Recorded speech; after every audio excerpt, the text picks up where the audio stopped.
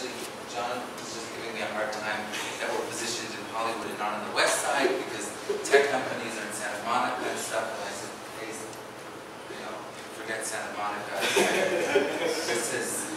They just don't know yet which is the place to be. So we're very excited that many of you are located or committed enough to come to Hollywood. As you know, last time we had a data scientist from Google, this time from eHarmony. I know it seems like a big jump, but we purposefully want to make big jumps to get a flavor of how data science and machine learning is being used in a lot of different kinds of industries. And specifically, we're so glad that Jon agreed to do the meetup because I don't know about you, but online dating, when I think machine learning and data science, online dating is not what comes to mind. I think that is so cool because I have no idea what kind of algorithms and how they do it. So it's really cool. I'll give a little bit of talk about Jon, and then we'll let him get started.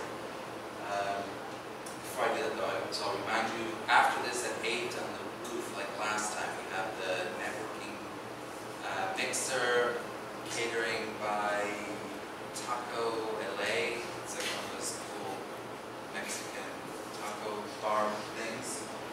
And we hope, if you try to leave before that, we might actually push you towards the elevator that goes upstairs. Okay, so Jon received his PhD in biomedical engineering from the University of California, LA. Another reason why we're really glad to have him, we're trying to promote LA data science talent. In 2009, he worked on machine learning methods, first in healthcare, so similar to myself, brain MRI segmentation. He founded 2 companies, so he's an entrepreneur as well, specializing in machine learning methods and online database architecture for medical imaging and QA data. And currently, he's the director of data science for eHarmony, which E doesn't stand for anything except E, right? Yeah, well, it was founded back in the days when everything started with E. He's the director of data science at eHarmony, leading the development and management of the machine learning data science platform. So, thank you very much. Thank you. So, yes, thank you guys all for coming. I'm going to just talk about how it is that we do data science and machine learning at eHarmony. So, I just came back from ICML last week, and I cannot believe how many people have not heard of eHarmony. So I'm going to start with, what is eHarmony? Like, why are we even here? So eHarmony was founded in the late 90s, second online dating site after Match. And essentially it was founded because people weren't meeting each other where they needed to. So you used to meet people at social gatherings or school, but they weren't there for romantic relationships, or if you met them through friends, then maybe they didn't want to be there. So essentially online dating arose as the internet arose, so we became very popular in the early 2000s as a common place for people to meet each other for romantic relationships. And today it's just become a lot less taboo than it used to be back in the day. I don't think anyone here would have a problem saying they met their spouse or boyfriend or girlfriend or whatever on any online dating site, not even eHarmony. So you can see it's actually the predominant way to meet people right now. So a little bit of background of what we are and what we do. So we're composed of engineers, data scientists like myself, a team of psychologists. When we say R&D at eHarmony, it actually means psychology. Product specialists, marketing, and customer care. And we're really here to bring the best possible experience for all of our customers to find that special person in their life. So before I get into how we do data science, and I think it's important to start with the definition. So I've talked to so many people, and everyone has a slightly different definition of what it is to be a data scientist. So I stole this from Josh Wills. So Josh Wills used to be the director of data science at Cloudera. He's moved over to Slack, where he leads data engineering. And I think this is a great definition. This is what I do. So a person who is better at statistics than any software engineer, and better at software engineer than any statistician. It's really important, in my view, that you can do both really well. I mean, that's what it means to be a data scientist. But this leads to an interesting conundrum, and that is, how do data scientists interact with production? So if you guys have ever worked in a production environment, there's going to be your data scientists, your machine learning people who make these models to predict something about the real world. And then there's going to be engineers who get into production. So who are these two people? So on the left, we have Margaret Hamilton. She actually was a NASA employee back in the 60s who originally coined the term software engineering. First person to use that term. And on the right are my daughter's favorite Muppets, Beaker and Honeydew. So what are engineers concerned about? Engineers are concerned about things like speed, scalability, reporting. They want everything to work the same every time, millions or billions of times a day, depending on your scale. What are scientists concerned about? Well, they're concerned about things like accuracy, precision, recall, maybe also reporting. They want to build the best model for any particular case. And therein lies a problem, because they're not aligned. So one of the big questions that we had at eHarmony, and a big problem that we had, was how do we do this? Right? There's a lot of different ways. I see two schools of thought in the industry. One is that there exists an engineering team and a data science team. The data science team works in R, Python, or whatever they really like, and they build the best models possible. And then the engineering team sits with the data scientist and says, okay, I don't know anything about machine learning, but you built this model that has some features, and it does some regression, I don't even know what that word means, and I want to get it to production, but we're a Java shop, or we're a .NET shop, or maybe we're also a Python shop, who knows? So I have to take your model that's written in some language I don't know and translate it into a language I know and get it to production. And at the end of the day, the engineer doesn't care about the same things the scientist does. So you really have, in my opinion, a disconnect. So at eHarmony, we don't want to do that. So we want to be able to have our data scientists go into production. So the way that we do that is with what I'm calling an interdisciplinary SLA. Very simple. So I do a lot of Scala development, so kind of Scala-y, if you will. There exists an interface called a model that has two type parameters, A and B. It's just a function from A to B. Very simple, but very powerful. As the scientist, my job is to give the implementation of this. As the engineer, their job is to take this interface and make it run. And just make it run all the time. If production goes down, I don't get called. But if a model performs badly, that's my fault. So this is really, really powerful at eHarmony because it allows us to have this separation of concerns. And it's so powerful, in fact, that we have an entire framework built around it that's open source. So this is Aloha. It was built mostly by now a contractor at eHarmony, used to be an employee. Like I said, you guys can check it out. It's open source. It's a Scala-based DSL for feature and model representation. One of the big problems that we used to have at eHarmony is that the feature functions would be written by the scientists. My predecessor really liked Perl, which I like to joke is write only. They used to write it in Perl, and then give it to the engineers who would translate it into Java. And invariably there'd be mistakes, there'd be version issues, so that didn't work so well.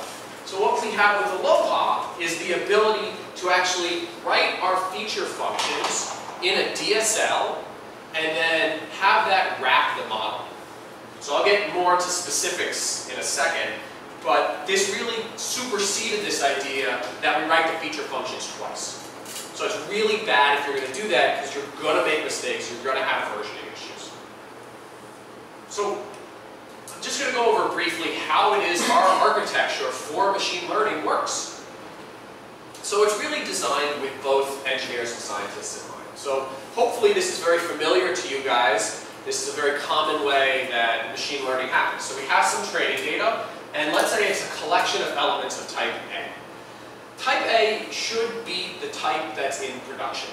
This is really the difference here that Aloha provides. So we are a protocol buffer shop. So if you guys are not familiar with protocol buffers, it's a Google-specific piece of code that allows the very fast transmission of messages. You can think of it as a typed JSON.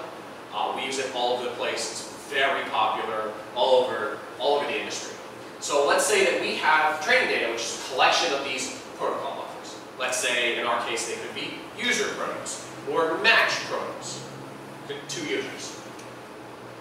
Then we have some feature functions. So we, as the data scientists, understand our data, and we've written some feature functions that are going to transfer type A to some type L, where L is the internal representation that's specific for the machine learning framework we're interested in. So let's say, here's some machine learning frameworks, right? Hopefully some of these you're familiar with, like R's catered or sklearn for Python.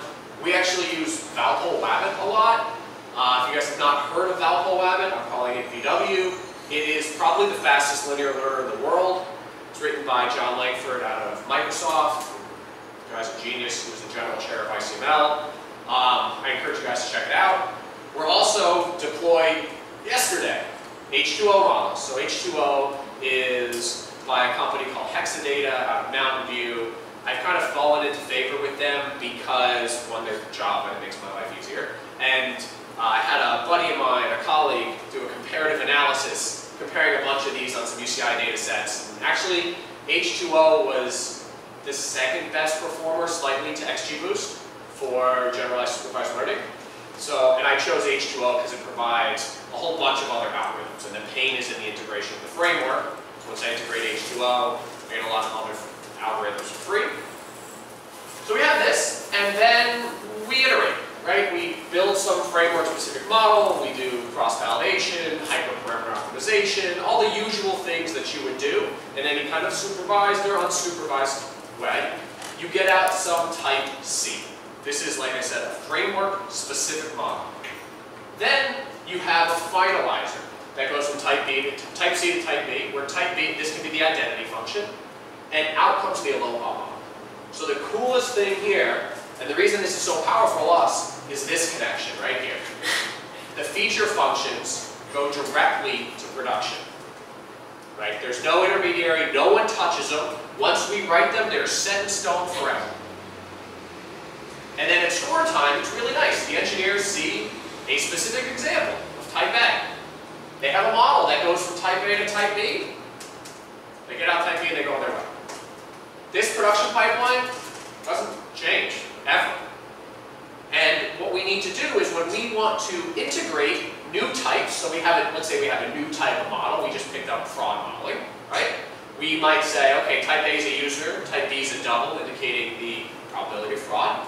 We're going to talk to the engineers and tell them that. But then every time we increment that fraud model and make it better and better and better, we don't tell the engineers. As long as our model doesn't become more complex in runtime, totally not their business. So we have another service that's not listed here. It's called model service that basically stores our models. We put them to scorer service. So this is actually scorer service. And it just accepts data, scores it, returns the result back to the column. So by doing this, we have our matching engineering team, or our recommendations team, they're rebranding themselves, that just serves up this is prod, and we do all of this stuff off. To give you a flavor of what this kind of stuff looks like, this is a very simple Aloha feature specification. So the Aloha, the way it works is in Aloha you write a feature specification that basically contains these things. So this is a sparse specification. You can, I'll get back to imports, but you can see these features are pretty self-explanatory. You have something called male education. This $ squiggly brace notation says get the field male and the subfield education. And I'm purposely being vague here because this works with protocol buffers, but it also works with a whole bunch of other types. It works with CSVs. You can make it work with SQL. You can make it work with Avro, with Thrift, with anything you like. As long as you write the bindings, the spec doesn't have to change. And the really cool thing about the spec is this is actually semantically valid Scala. So I can write any Scala I want in here with the $ squiggly brace notation being special. Hence, I can write features like this. Type difference. This is subtracting two either integers or doubles. I specify a label. And this is, well, up until a few days ago, and I'll get into why it's not anymore, this was our definition of success for for short-term matching. So the way this reads is, if communication from the candidate happens in 7 days, and communication from the user happens in 7 days, good, else bad.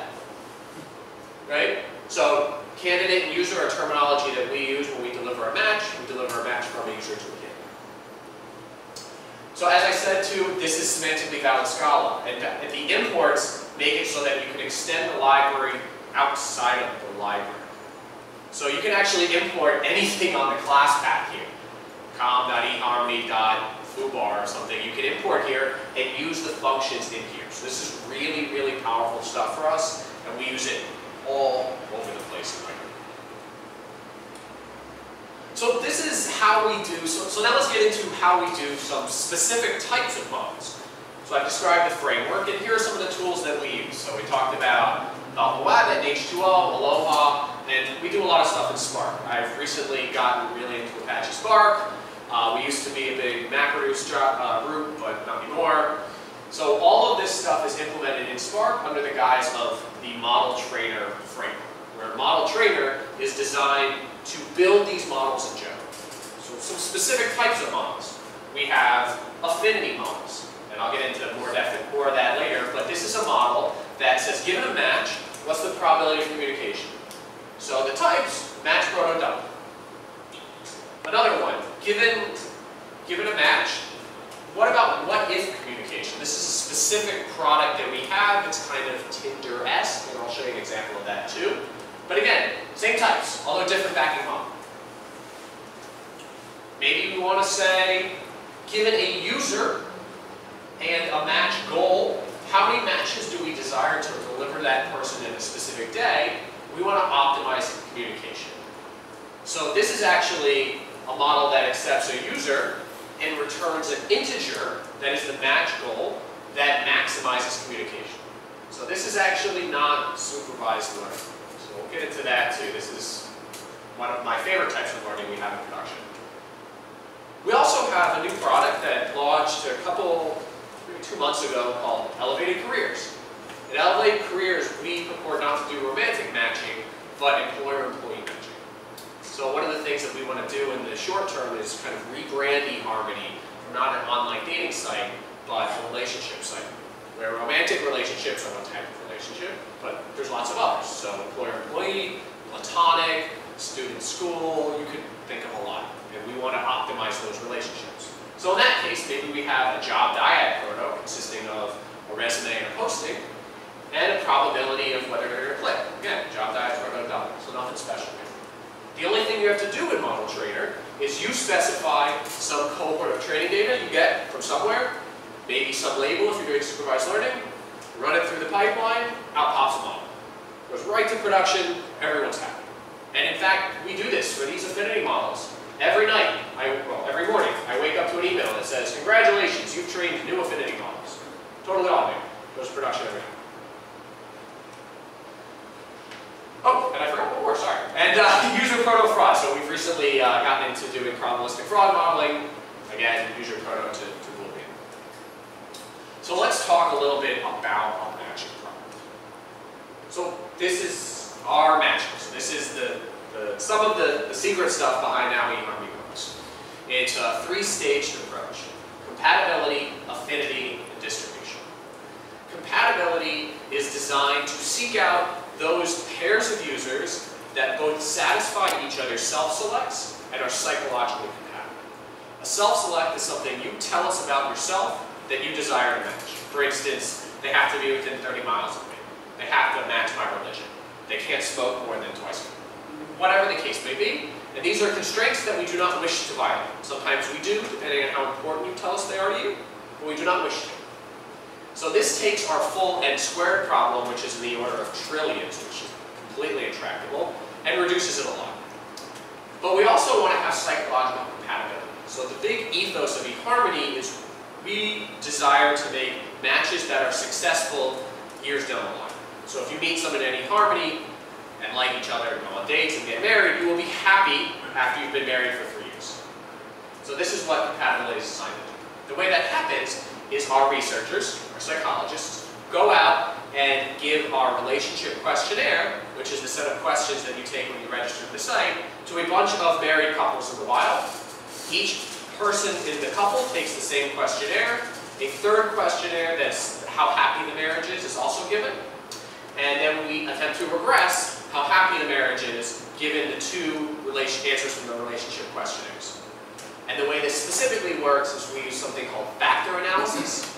So if anyone has a psychological background, maybe they've heard of this. And the idea is the researchers say, we think a happy marriage is composed of a certain number of dimensions. If you see in our commercials, we advertise 29. A lot of the models have more than that now. So we want to ask questions to get these dimensions back. So we might ask the same type of question 4 or 5 times, average the result, that comes to 1 back. So out of compatibility, we have a set of what's called pairings. So pairings are potential matches. Users don't know about pairings. What we then want to do is not only make pairings that are people that are going to be happy in the long term, but also happy in the short term. So one of the big problems when eHarmony first started was people kept saying, why are you matching us with these people? I don't like them. And our response is, well, you're going to love them, just go on dates with them, and then get married, you're going to be very happy. Obviously that's not going to happen, right? We've all had the experience where we've met somebody and they've been super hot, and we can't wait to meet them, we can't wait to do whatever with them, and they turn out to just be not a great person. And maybe we've even had the inverse experience as well. We've met somebody, we didn't like them physically very much, and then get to know them, and they're really nice. So we want to deliver both. Long term here, well, I should say that there's a threshold here. So if you're not above a certain expected happiness, you don't pass compatibility, or the pairing doesn't pass compatibility. So we have these set of compatible matches, and then we score them for short-term attractiveness. This is called affinity, and its definition its previous definition, I showed you on the previous slide. So it's 7-day two-way communication. That's for two-way matches. We also make one-way matches. One-way matches, only one side of the match knows about it. The other side is made aware if the side that knows about it communicates. Okay. So this is our large-scale machine learning problem in the matching space, the one-way. After affinity, we have a set of scored pairings. And then what we want to do is an equitable distribution of those scored pairings to create matches subject to some external constraints, the match goal that I mentioned before, such that we maximize the total expected amount of communication in the network. And this is a graph flow problem. Hopefully some of you guys are familiar with that, and I'll get into more detail on that later as well. So when we talk about affinity, we're talking about supervised learning. So you might think that this is a recommendation problem, but it's not solved with stuff like collaborative filtering because the items change all the time. People come in and out of the matching pool all the time. It'd be like if Netflix literally changed their movie catalog every day. Right? So the way that we solve it is as a binary classification problem. So given a match, for all matches, we want to predict the probability of communication. So here's some information that we extract from everything in their profile. So we extract photos. I've written a face detection algorithm that's also open source. I'm not going to talk about this talk, which you can find on our public GitHub page. Information from your profile, things that you write, how much you write is all very important.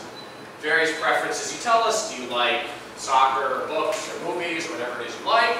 And finally, and by far and away most importantly, is site usage. How often do you log in? How often do you communicate? It should be no surprise that the most important feature of whether or not a match is going to be successful is if both sides are going to log in. So if you don't log in, you can't see matches. So I have alluded to this a lot, but I've changed the definition of affinity recently. So I'm going to talk why I did that. This is a very powerful lesson, I think, in machine learning. What you're looking at here is a chart that we have in our office that I look at every single day.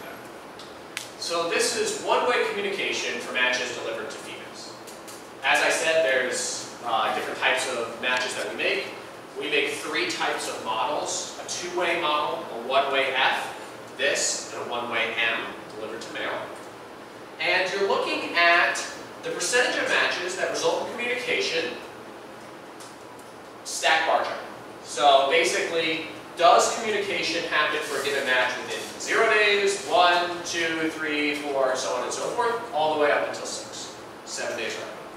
The reason we choose 7 days is because we know a lot of the behavior on our site is cyclical. And you can see that here. It goes up in the weekends, back down, up in the weekends, back down. So we figured 7 days is enough for users to have the cyclical behavior to come in and see the matches, decide to communicate. This is all well and good. But we have a problem that the scale on this axis is, I don't like it. It's kind of low. We have a class imbalance issue. Very classic in machine learning. So just to show you what it looks like during a more popular time, is one of our biggest times is New Year's. So here's the same chart, except I've changed the dates from Christmas to the weekend of New Year's. So again, we see this big jump right around Christmas, and it comes back up. It's not really a cyclical because it's all constrained to, because these holidays kind of overpower the day that we do this time. But we do see com rates go up, but they're still below 2%, so what can we do to get them up? So let's talk about a few asides. So as I mentioned, we're doing binary classification, where 0 is they don't communicate, and 1 is that they do. Specifically, we want to create a function that's the probability of com given a match. And we saw the prior of this, right? It's 1.75%. So there's a problem that I had here, is that my boss, Steve, said, John, I want you to make this higher. I said, okay, I want to make it higher too, that sounds good. But when you have a class imbalance like this, and you train a model offline, and you test it, your metrics are exceptionally sensitive. So if we have 1,000 examples, 17.5 of them are going to be positive randomly. If I classify all of those right, my precision is 1. If I miss half of them, my precision is 45. Right? That's a huge discrepancy based on 8 out of 1,000 examples. So I would do this offline test, and I just couldn't accurately tell them whether these models are good or not. It's a big problem. So what I wanted to do is to redefine affinity for my own selfish reasons. I wanted something that I could go and say, look, I can optimize this, I can prove it offline, I can do it online. So that's what I decided to do. So the old affinity was communication. I came up with a new definition of affinity. Com or view and not close. So close is a very strong negative signal that you really don't like a match. View is a somewhat positive signal, right? If you viewed a match, that's certainly less positive than if you communicated with it, but it still shows some interest potentially. So there's actually a few edge conditions where you can communicate with a match and not view it, so that's why it's com or view. Both are positive. I did this, and all of a sudden our prior jumped 10x. Okay, just prior. So I haven't done anything other than look at the events. This is great. At this level, I can absolutely trust my precision, my recall, the AUC on the RLC curve, the PR curve, whatever you like. Just a question. When you say view, it just means that it doesn't actually click. Yep, that's it. It is a much less blatant. It's pretty flexible. Well, the definition is not flexible, so we. I mean, in the sense that what affinity. Exactly. So you could argue that there exist, and there do exist people like, I'm going to view every match, right? That's clearly, if that were the case, this would be 80%, right? So that's not the case globally. Basically, what I wanted to do is get a signal that I could accurately report offline. I could do all my testing offline, I put a model in production, and I was sure it was going to work. So we had a problem that I couldn't do that because we had this class imbalance issue. So we did this, and I put it in production, and you can guess which day it was. So what we're looking at here is one-way affinity for matches delivered. So this is our new definition of affinity, right? We can see the magnitude on the y-axis, 10x, right? So again, this was awesome. I saw this and I thought to myself, okay, this is great, but it's also expected, right? Before here, I'm modeling for com, right? After here, I'm modeling for this definition of affinity. So my thought after seeing this graph was, okay, great, I need to go to Steve now and say, you know what, Steve, com's out. We're going to now do this com or view and not close, and then I'm going to go present it to the CEO, and I'm going to convince him why we need to change our definition of short-term success. So I had this all ready to go, And then I saw this. This is one-way communication. This is mind-blowing to me. So over here, I'm modeling directly for communication. Over here, I'm not modeling for communication. So how is this possible, right? This is actually a bigger jump percentage-wise if you go back than this. First time over 2%. So the reason, I'm not 100% sure, but I'm pretty sure the reason this is happening is because the effective size of our training set has gotten multiplied by 10. So when you have class imbalance, you don't really have as much data as you think you do. You really only have as much data as the smaller class allows you to have. So what I've done here is I've said, okay, I'm not directly modeling for COM. I'm modeling for something that's pretty much a prerequisite to COM, but I'm modeling it so much better that I'm actually predicting COM better. So to give you some more graphs, so this is the same graph extended back to the beginning of December. Highest communication we've had all year for one-way female matches, including Valentine's Day, including New Year's, including Christmas. So this is awesome. I was very, very happy to see this. But this is certainly one type of communication, right? One way to females. But if we look at two-way communication, we do see, so you can't tell by this axis, but this spike right here is the same day. Not as big a spike, right? Still other days where it's bigger. New Year's, it's bigger. We did, I forget what we did this time. We did something there in the site. The reason is because two-way is much harder to satisfy, right? It's much easier to deliver matches that are successful one-way than successful two-way. So the amount of effective data jump I got in the two-way matches is not as big as I got in the one-way. So this is the same graph, but now for affinity. You can see that again, we have this huge jump in affinity throughout the whole year, which is great. And finally, two-way affinity, again, you see this jump here, not as big as the rest of the year. So I touched on this before, but this is actually after I did this, I did some research, and this is not new to a lot of production level data science groups. So Netflix has acknowledged this has happened before, essentially implicit versus explicit feedback. Now, I don't really have an implicit-explicit problem. We could say that view is an implicit action and COM is an explicit action, but these lessons hold true, right? That you almost always have way more implicit feedback, and it kind of says what the user wants more than explicit feedback. So in Netflix, this is going to be the difference between viewing the movie and starting it. So, what are some takeaways from this particular project? Affinity scores matter. I was kind of nervous that they didn't, but they clearly do.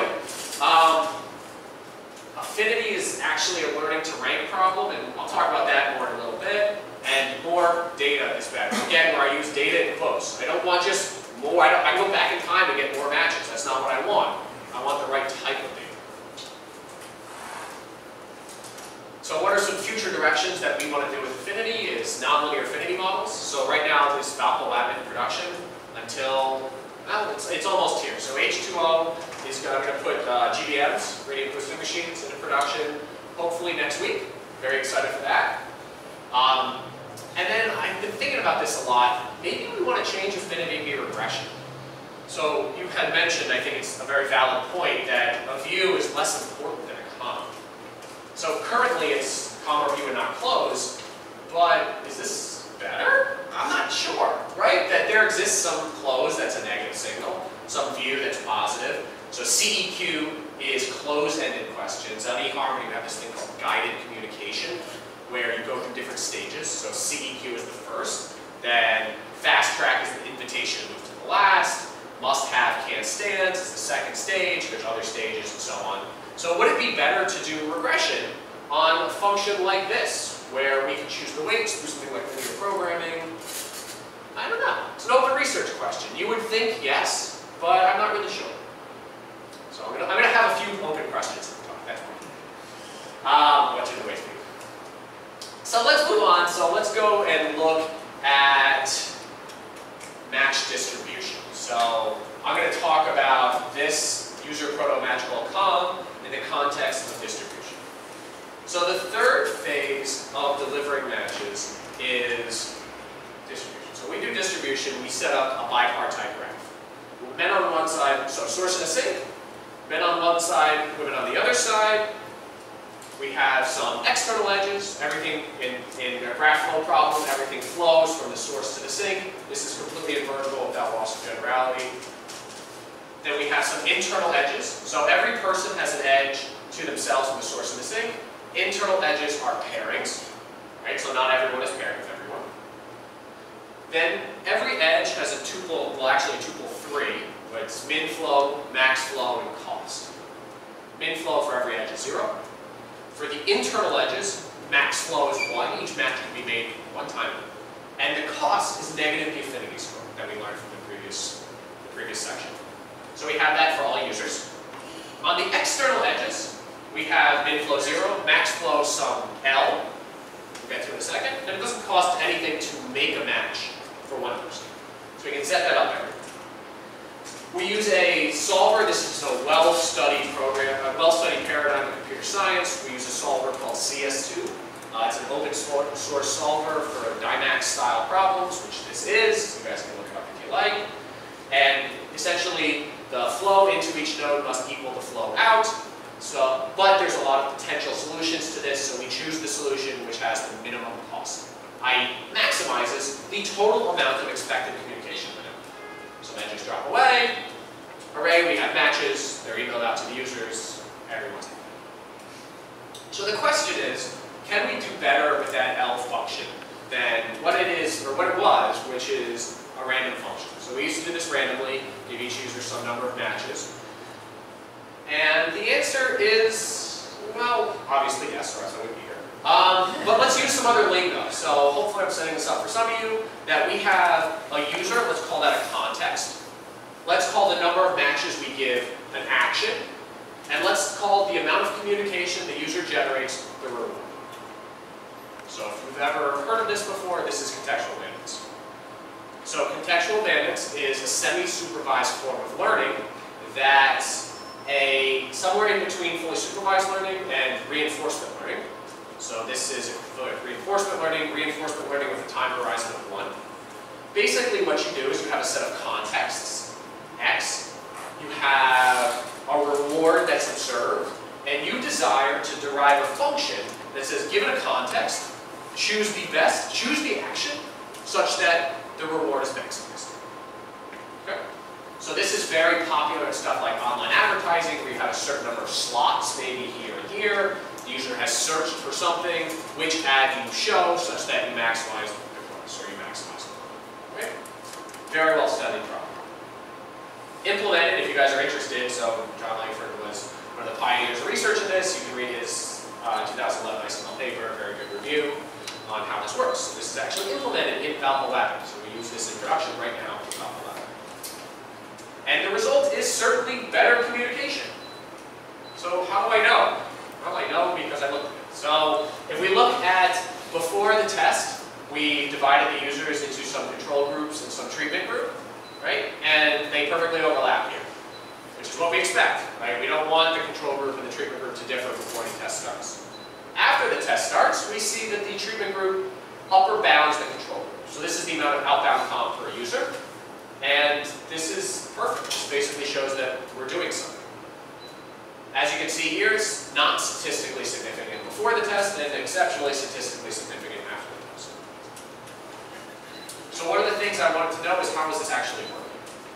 So I made these two charts. So if we look at the chart on the left first, this is the match goal. So at the time this experiment started, it was some number between 6 and 11. If we look at the red bars first, the control is uniform random. No surprising, same for everyone. The blue is what the model learned. The model seemed to learn that there is a peak at 7 and a second peak at 11. Interesting, didn't really tell me a whole heck of a lot. So then I looked at this, which is com versus match goals. This again comes per user. We see in the control group that it's pretty uniform. However, in the treatment group, it's huge. So what did this mean? I went and inspected the model. I looked at some of the weights on the features and found that the highest weights were previous com history. So essentially, it found chatty people. If you wanted to talk, we want to give you a lot of matches. This is one of these things that comes up every now and then in my experience in data science, that you go do all this interesting work, and you come back and inspect the model at the end, and it's like, no, obviously. But it wasn't apparent to me when we first started this experiment. And the nice thing is, this is completely data-driven, right? If this preference ever changes, I don't have to do anything. I just retrain the model, and it picks up whatever the new user preference is. So I'm going to jump back to the match distribution just to bring up another open question. So as I said before, this number right here is negative the affinity score. So what this is effectively doing is maximizing the total expected probability of communication in a network. So you might think that sounds reasonable, but I'm going to present to you a scenario. Tell me what you think. Let's say we have these two guys, lovely gentlemen from the previous slide. Meet Dave. Dave is empathetic. Dave makes a lot of money. Dave's tall. Well, Dave's a great catch. Through intrinsic factors, right? Steve, kind of selfish. Doesn't make a ton of money, and unfortunately he's also short. So Steve is a mediocre catch. Now, one of the things you'll notice when you look at our data is that Dave is going to have a higher probability of communication with almost everyone. Because he is a better match. It's how it works in the real world. This is designed to be competitive. So that's not true. Like, there are factors that can override it. You know, if you have the exact right communication history, you can override this. But in general, Dave's going to have a higher probability of communication, expected communication with any random woman. Right? Not true for any specific one. So this begs the question. Does Dave deserve a better experience than Steve? Maybe. It might be the case that there exists this cohort of awesome people, and it's actually beneficial to the network as a whole to give those people out more often. That might be better for the product and better for the people, if there's enough Daves. But maybe Dave's not a paying customer and Steve is. That would be not good, right?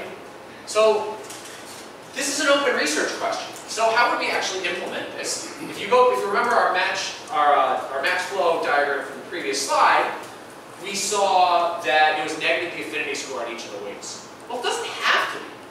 What if instead of we put negative affinity score, we put the rank? So for all your matches, you could rank them, right? And we put rank order. Well, all of a sudden, the fact that Dave is globally better than Steve is irrelevant. Because they're competing. There exists one best match for everyone, one second best match, and so on. Or what if we did intra-user normalization? So we took Dave's max score and divided all the scores by that. The same thing for Steve. Again, your best score would be 1, and then you compete on equal playing field. Is this better? I don't know. Well, we are designing an entire experimental framework to test this exact question, because it's unclear what's better. So, in the last couple minutes, I'm going to touch briefly on elevated careers. So, I encourage you guys all to check this out, especially if you're seeking jobs. Elevated careers, like I said, is a product that's designed to bring matchmaking to the job community. So, we want to take a 3-pronged approach to giving out jobs to job seekers and showing the right candidates to hiring managers. The way that we do this is with a personality fit, a culture fit, and a skills fit. The skills fit is like any other job site you find out there. Can you do the job? And I actually helped design some models for that, again using the whole model trainer workflow. The personality fit is when our researchers went out and designed questions that extracted specific workplace-based factors that said, how do you do your job? Are you somebody that values a lot of money? Are you somebody that values a lot of fun people? Do you value free lunches? Do you value vacation? What do you value in your workplace? Do you value ingenuity? Whatever you value. And then if we can collect enough of that data from job seekers and from hiring companies, then we can do a personality fit, which is how well does an individual user, a job seeker, match with their boss. We can also do a culture fit, which is how well does an individual person match with the aggregate of the whole company. So what we do is we present these 3 scores, we average them up, and this is what, I think it still looks like this. The product is under active development. But one of the other things that I worked on for this was click-through rates. So there's actually an implicit 4th dimension here, and that is, does the person want this job? So this is, I can't really read it, this is a dental hygienist. Let's say, I don't know, this one. They recognize this company, this is the Google of dental hygiene, and they really want to work here. Well, but it's low on their list, right?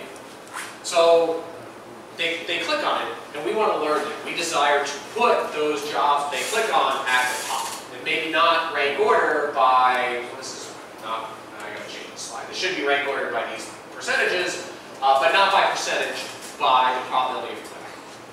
And so to do that is what's called a learning to rank problem. There's tons of literature out there, it's really cool. But the idea is that we want to be very, very accurate at the top of the list and don't care that much about being accurate at the bottom. So we use this thing called normalized discounted cumulative gain to measure how well we do at ranking. So to sum it all up, how is eHarmony doing? We're doing better than other online dating sites when you compare our main KPI, which is marriages. That people are happier when they're meeting at eHarmony than all other sites and everywhere else online and everywhere else they're meeting. We had a study published in PNAS in 2013. Yes, 2013, that showed that eHarmony couples are more in love, more trustworthy, happier, more compatible, and have more chemistry than various other ways people meet. And I think the biggest take-home message for eHarmony is that we create 575 marriages every single day. Thank you very much.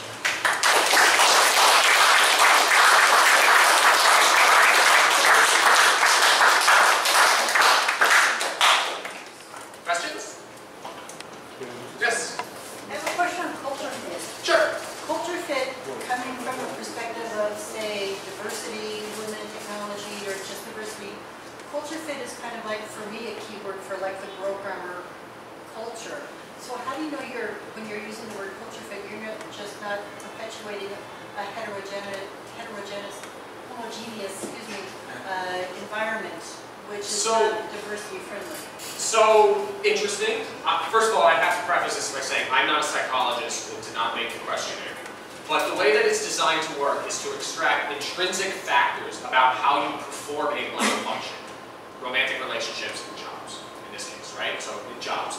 It's, again, stuff like, are you a person who's really ambitious? Are you a person that just wants to get paid the most? Are you a person that values stability in the workplace? These things should not be correlated with diversity one way or the other. That's not the point of this. We're not specifically trying to make a product that encourages diversity. We're trying to make a product that is good for every individual user. Now, if it just so happens that a certain ethnic group all is ambitious, I don't know if that's true or not, then I suppose that could be an issue, but we're by no means targeting that. If that makes sense. It doesn't tie in so much if you're also trying to culture fit within the company itself, because if you have a non-diverse company, that culture is going to be homogeneous, and that may not match the culture. Potentially, yes. I mean, you could argue that we should introduce noise into these models. Honestly, the product is pretty young, so I'm sure that that particular section will change rapidly in the upcoming months. The paying customer will guide how we do. Other questions? Yes? May I ask how clean is your data? My experience, a lot of people in the data side, they tend to give some information that is the ideal, which is may or may not be accurate. Right, so this is a big problem for us and everywhere, right? The individual user is exceptionally noisy, right? And we have another problem that I didn't touch on, but that you see everywhere else, and that is, what is your negative signal? So a positive signal is actually not that hard to distill, right? You could argue that I'm not going to touch any match as positive until it goes all the way through and people write a dozen messages. No way you can get an argument that that's not a great match, right? But if a match is not viewed, that doesn't imply it's negative, right? That implies that it's either negative or they didn't look at it. right? It's actually really an ongoing problem, not only in eHarmony, but in a whole bunch of fields, is how do you tell something's bad? So we can do stuff like login models, and we've thought about that before. I actually, today, was implementing a targeted downsampling for train time, where I desire to select only those matches that are near the separating hyperplanes to train on. And the reason you do that is because a lot of the matches are easily classified as negative based on the fact that users didn't log in. So if you can make a learner that's targeted towards these more difficult to classify samples, you would hopefully get a learner that generalizes better, because you assume the negative ones are easy to classify. And you can do that, and then you can put like a model in front of it that is a login model or something like that. Yes? How will you guys use computer vision techniques? So I have a background in this kind of stuff, and I'd like to say I was slightly too old to catch the deep learning wave. My PhD was on subcortical segmentation of brain MR, and specifically boosting methods and extensions to AdaBoost. So we deployed OpenCV into production, if you guys are familiar with OpenCV. They implement the seminal Viola Jones paper from 2001 out of CVPR that's cascaded hard learners based on AdaBoost. It worked pretty well for extracting faces. We actually did better than that, so we found a paper by some guys out of UCI, CVPR 2012, that did a better job extracting faces. And I should preface this all by saying that we have an implicit assumption when we do image analysis that there's at least one face in the image. It's a pretty good assumption, but certainly biased. So we want to find the face, find fiducial markers on the face, which a fiducial marker in an image is a point that doesn't change regardless of image conditions.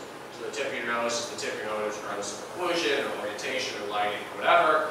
And then we extract features from that. So we extract hair color, eye color, I extract facial hair features by comparing skin here where I assume it's bare to skin here for beard or here for mustache. It's not perfect. You can imagine lots of cases where it fails, but it's not terrible.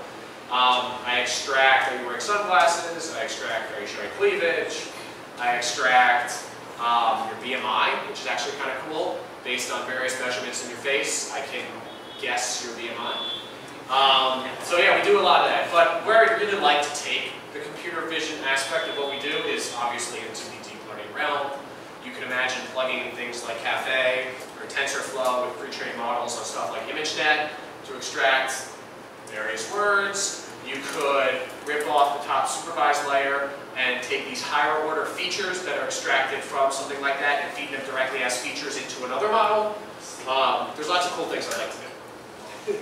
Yeah. At the beginning, you alluded to how H2O is playing catch-up to XGBoost. I was wondering if you could talk a bit more about what makes H2O a compelling fit in your architecture. So, I don't know if I'd say catch-up. At the end of the day, they're implementing the same algorithms, GBMs and random forests, right? Well, XGBoost is specifically for tree-based learners. But basically what I observed through, again, somebody else who did the research, is that they're both very close in terms of classification accuracy, amount of CPU and amount of memory required to run on both the train and test time. And so I was teetering between which one to pick up next, because I had VW in production. And again, it's an arduous effort to get a new learning framework into production. So deciding between those two, the reason I selected H2O was because, like I said, it was almost as good as XGBoost. But I got three niceties. Java, I got the nicety of these other things that it implements. I haven't tried out. It claims to implement deep learning. I haven't tried it. GLMs, which I never use because I have VW. Stuff like k-nearest neighbors or k-means. And it's under much more active development. And frankly, it's supported by a company that has millions of dollars. And I mean, when you're in industry, that's a serious concern, right? If I all of a sudden wanted to pay H2O to do something for me that I thought was cool, I could. Not that I'm going to, but I could. XGBoost is a couple of guys out of, I can't remember where they're from, but they were a great piece of software, but they're not beholden to me no matter what, right? I'm not going to pay them to do something. So I combined all those factors together, and I thought that the H2O framework was more worth the group's time to implement than XGBoost. Yes? Given that Aloha is apparently intended to be a general purpose framework, can you talk a little bit more about unsupervised learning?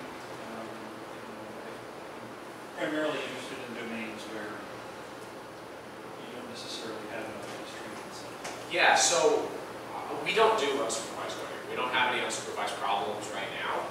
But Aloha is really, you can think of it as the glue between the features and the model. So that's the real nicety that you get from Aloha. If you're one person, if you're like a 1 or 2 person company, it's overkill, you shouldn't use it. But if you're like a big group, especially if you're dealing with another group that maybe you don't have control over, it's a way to say, I know my model works. Where model is an ill-defined term. It can be supervised, it can be unsupervised, we use it for bandits, semi-supervised. It doesn't really matter. You just say, I know that this entity works and I give it to you, don't touch it, just evaluate it. Yeah. So yeah, that's kind of how it works. And again, if you want to train a K-means classifier offline in some framework, and again, something like H2O supports it, that Aloha supports right now, you can download it and do it. You can put H2O into production in your pipeline if you want. Yes? You mentioned something about the labels, and then you... Sorry? Regarding the code, you started mentioning something about the labels. Uh-huh. And then all of a sudden you went, well, we use this label, and then you kind of went away. You said we were going to change the label or improve it. I really wasn't sure. Yeah, so that was... You kind of alluded to it, but then you kind of like... Yeah, so held that was... right back in the code, All yeah. right. Sorry? I'm going to make these not bounce. Come on. And there we go. Yeah. This guy. So There we go. this was the definition of communication up until like 2 weeks ago when I changed it. Oh, okay. So now it's going to read, if com 7-day or view 7-day and not close 7-day, one else negative. Okay, so that's, and again, it's totally problem specific. You would write here whatever it is your label for whatever problem you're doing if you're doing supervised learning. Okay. Thank you. It seems that in your data you have a lot of features that you can use, right? I wonder that when you do the modeling, is there any type of feature selection in the model, or you just engineer the features? In short, no. Yeah. In practice, stuff like L1 or L2 regularization doesn't usually get you a lot in my experience. It's cool for kind of figuring out what's going on with your data, but unless you have an adversarial feature, having collinear features, most modern machine learning paradigms should be able to handle. It's not perfectly robust, but I know, again, Josh Willis told me this, that he said he used to work at Google, and he said they never met a bad feature. Just put everything in, let the model figure it out. The key is that it's reproducible. And that is the big key. If it's not reproducible all the time, at train time and at test time, as the model progresses through time, that's the big killer, right? That the data source gets returned. So one of the things you'll notice in real life is that the creators of the data sometimes don't care. So I'm reading data from logs. Well, the people creating the logs might just say, I don't want to log the second anymore, I'm going to stop doing that, because what the heck do I care? Well, maybe I care. The data scientist, cares a lot that you don't log that anymore. So there's whole architectures I've seen develop around that kind of thing. But yeah, it's back to your original question. I usually find more is better until you get into the realm of like some like image processing or signal processing, where actually deciding the features is exceptionally non-trivial. And if for any of you that have tried to do stuff like image segmentation without deep learning, it is hard. Yes? You work with an awful lot of data. You've got data from years back, lots of data. How is it that you measure lots of data and then try to determine what's cherry-picked data or what's good data? Yeah, so you can certainly find outliers, and we do some outlier detection. Turns out that we don't have outliers that affect the models that much. A lot of it, I think, is because we right now use linear models, which are not that susceptible to outliers. That might change when we put GVMs into production. But outlier detection, it's not that hard in this context, right? Like if you communicate with 80+% of your matches, I probably don't want to model with you, right? If you communicate with no one, I probably don't want to model you. If you haven't logged in months, I don't want to model you. So doing outlier detection in some problem spaces is very important if you're using different types of models that are susceptible to that kind of thing. Like I said, we do some, but it's just not that important for our specific problem. So my teacher at SE always says fresh data or a fresh donut instead of a stale donut. It says always get new data. Is that? Yeah, so we definitely do that. We have a 90-day sliding window on this model. Like I said, it gets retrained every night. So every night we take the previous 90 days. And actually forgetfulness is sometimes a problem in some domains. So Valpo is fully online. So that means you can just feed in training examples of perpetuity. But if you do that, your model is going to degrade because of this problem of forgetfulness. You're going to remember stuff that was important last month, last year, 10 years ago, if you do it in perpetuity. So having this nice sliding window is advantageous. You heard a little diagram earlier about how people meet people. Yeah. Was that then or was that now? And do you know what the differences will be? So you're calling me out on stuff I didn't write. Yes. At the end of the day, I honestly didn't write this. Is that now or is it? This was probably a year. This is probably pretty recent, like within the last couple of years. How was all this when eHarmony first started? In 99%? I should know that. I'll be honest with you. I don't know the historical. Twin Keys, where was online dating? Oh yeah, it was non-existent, right? I mean, like in the mid-90s. So, give you some brief history if you're curious. Neil, the founder, Neil Clark, the guy from the commercials, when he originally had the idea that he wanted to found the company, it was because he was a marriage counselor and essentially was sick of treating the same types of problems over and over. A lot of people were coming to him presenting the same problems in their marriages. And so he said, can I develop a business that helps stop these marriages from ever occurring and instead directs people to other types of marriages? And he actually wanted to do it as a video, like you sit in front of a VHS and you take a tape and you send it in. That what he thought was popular in like 1996, 7, something like that. And his son-in-law, who was the original CEO of the company, said there's this new thing called the internet, you should check it out. And that's kind of it. And luckily, I think he went the right direction. And yeah, that's like the history behind the site. So essentially, I mean, online dating used to be taboo. Like, I mean, I'm not young enough to remember, or sorry, I'm not old enough to remember, but I could imagine you would never tell your friends you met somebody online in like 95, 96, right? Do you use a site? Do I use a site? Yes.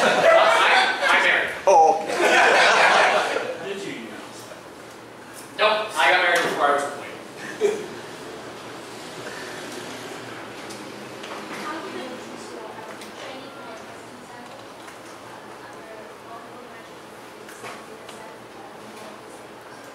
Yes. So it's actually something that we've talked about before. When you're learning, so the affinity models you're learning on a match-by-match basis, right? So essentially what I do is I have this collection of matches, I divide it up, I do regular cross-validation and everything. But it does present some information leak from the training set to the testing set, because if you've learned something awesome, like really good, the model's learned something good about a cohort of users, they can appear in the training set and the test set. We haven't seen that, so we have metrics that actually can report stuff like the AUC on the PR curve, precision recall curve, to graphs that I can compare to what we got in our offline metrics. And we see that it doesn't really matter that much, like they're pretty close, which is great. I mean, that might mean the model's doing what we think it's going to be doing, but it's certainly a concern. So you could do this by saying the test set has to be a self-contained graph. I know one from the test set can be the train set. It turns out that that's kind of hard to do for engineering concerns, but certainly something we've considered. And if you did that, you would have a better differentiation and a better global guarantee of success of your model. But the other side of the coin is that people that you're modeling today are going to be in the set tomorrow. So I didn't, again, talk about it here, but there's actually some backing to put as a feature the user ID. So user ID is some number that globally identifies the user. You might think this is a terrible feature, but it actually turns out to be a very good feature. Because we're actually learning not that, people of a certain ethnicity and age and location like another type of person. We're learning that this one person has these preferences, right? Which you might think is overfitting, but that person's going to appear tomorrow. And we're going to have a great model for them tomorrow.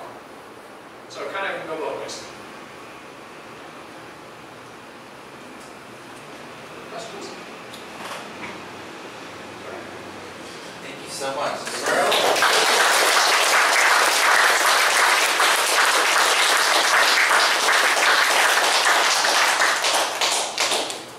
So as a reminder, I think we'll use the larger elevator. So there's the 3 set of elevators. We'll use the imaging and QA data. And currently, he's the director of data science for eHarmony, which E doesn't stand for anything except E, right? Electronic. There's no. Yeah, well, it was founded back in the days when everything started with an E. He's the director of data science at eHarmony, leading the development and management of the machine learning data science platform. So thank you very much. Thank you. So yes, thank you guys all for coming. I'm going to just talk about how it is that we do data science and machine learning at eHarmony. So I just came back from ICML last week, and I cannot believe how many people have not heard of eHarmony. So I'm going to start with, what is eHarmony? Like, why are we even here? So eHarmony was founded in the late 90s, second online dating site after Match. And essentially it was founded because people weren't meeting each other where they needed to. So you used to meet people at social gatherings or school, but they weren't there for romantic relationships. Or if you met them through friends, then maybe they didn't want to be there. So essentially online dating arose as the internet arose. So we became very popular in the early 2000s as a common place for people to meet each other for romantic relationships. And today it's just become a lot less taboo than it used to be back in the day. I don't think anyone here would have a problem saying they met their spouse or boyfriend or girlfriend or whatever on any online dating site, not even eHarmony. So you can see it's actually the predominant way to meet people right now. So a little bit of background of what we are and what we do. So we're composed of engineers, data scientists like myself, a team of psychologists. When we say R&D at eHarmony, it actually means psychology. Product specialists, marketing, and customer care. And we're really here to bring the best possible experience for all of our customers to find that special person in their life. So before I get into how we do data science, and I think it's important to start with the definition. So I've talked to so many people, and everyone has a slightly different definition of what it is to be a data scientist. So I stole this from Josh Wills. So Josh Wills used to be the director of data science at Cloudera. He's moved over to Slack, where he leads data engineering. And I think this is a great definition. This is what I do. So a person who is better at statistics than any software engineer, and better at software engineer than any statistician. It's really important, in my view, that you can do both really well. I mean, that's what it means to be a data scientist. But this leads to an interesting conundrum, and that is, how do data scientists interact with production?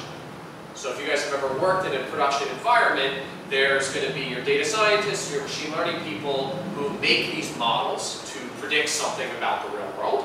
And then there's going to be engineers who get into production. So who are these two people?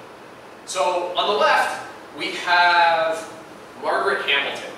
She actually was a NASA employee back in the 60s who originally coined the term software engineering. First person to use that term. And on the right are my daughter's favorite Muppets, Beaker and Huntington. So what are engineers concerned about? Engineers are concerned about things like speed, scalability, reporting. They want everything to work the same every time, millions or billions of times a day, depending on your scale. What are scientists concerned about? Well, they're concerned about things like accuracy, precision, recall, maybe also reporting.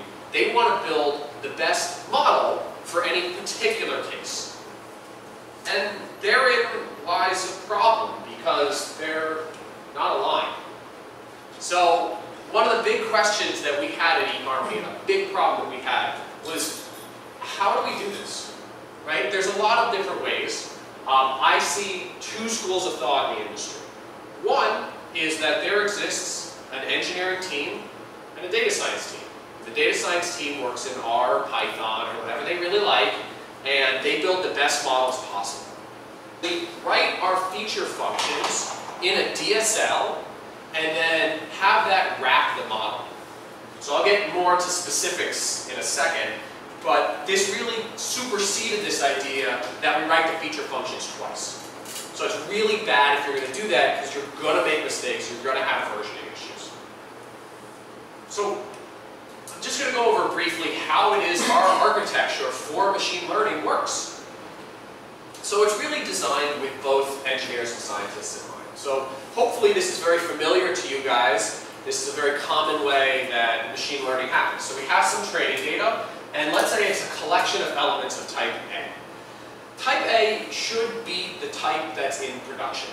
This is really the difference here that Aloha provides. So we are a protocol buffer shop. So if you guys are not familiar with protocol buffers, it's a Google-specific piece of code that allows the very fast transmission of messages. You can think of it as a typed JSON.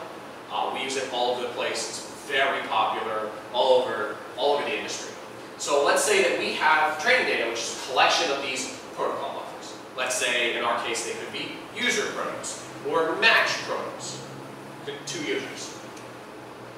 Then we have some feature functions. So we, as the data scientists, understand our data, and we've written some feature functions that are going to transfer type A to some type L, where L is the internal representation that's specific for the machine learning framework we're interested in. So let's say, here's some machine learning frameworks, right? Hopefully some of these you're familiar with, like R's catered or sklearn for Python. We actually use Valpol-Wabbit a lot. If you guys have not heard of Valpol-Wabbit, I'm calling it VW. It is probably the fastest linear learner in the world. It's written by John Langford out of Microsoft. The guy's a genius. He was the general chair of ICML. I encourage you guys to check it out. We're also deployed yesterday H2O models. So H2O is by a company called Actually, John was just giving me a hard time that we're positioned in Hollywood and not on the west side because tech companies are in Santa Monica and stuff. And I said, hey, you know, forget Santa Monica. They just don't know yet. This is the place to be. So we're very excited that many of you are located or committed enough to come to Hollywood. As you know, last time we had a data scientist from Google. This time from eHarmony. I know it seems like a big jump, but we purposefully want to make big jumps to get a flavor of how data science and machine learning is being used in a lot of different kinds of industries.